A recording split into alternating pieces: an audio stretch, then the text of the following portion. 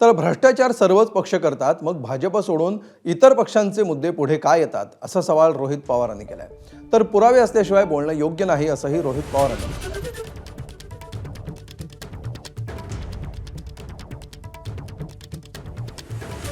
सामान्यांनी समजा जर मुद्दे त्या ठिकाणी आणले असतील, त्याची सखोल चौकशी ही सरकारच्या माध्यमातून त्या ठिकाणी होणं महत्त्वाचं आहे. फक्त मला एक कळत नाही, भ्रष्टाचार सर्वच पक्ष त्या ठिकाणी करतात, पण मुद्दे पुढे येत असताना भाजप सोडून मात्र मुद्दे सगळ्यांचेच पुढे येतात. सामाजिक कार्यकर्त्यांना मला विनंती आहे, हे सरकारच भ्रष्ट आहे.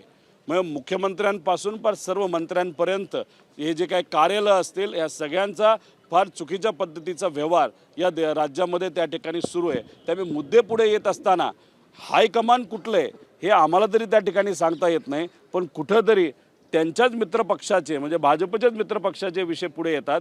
जे कुठले असतील, पुरावे असतील तर शहानिशा होणं महत्त्वाचं आहे, पण जे व्यक्तिगत काय व्यवहार होते, कोणाबरोबर व्यवहार होते हे त्यांनाच त्या ठिकाणी माहिती. त्यामुळे कुणीतरी कुठल्या तरी कंपनीमध्ये डिरेक्टर आहे आणि त्यांनी जर व्यक्तिगत जीवनामध्ये कुठली तरी त्या ठिकाणी काही डील केला असेल, नाही तर कॉन्ट्रॅक्ट केला असेल, तो त्यांचा व्यक्तिगत विषय असू शकतो. त्यामुळे पुरावे असल्याशिवाय त्या ठिकाणी कुठेही बोलू नये. एबीपी माझा, उघडा डोळे बघा नीट.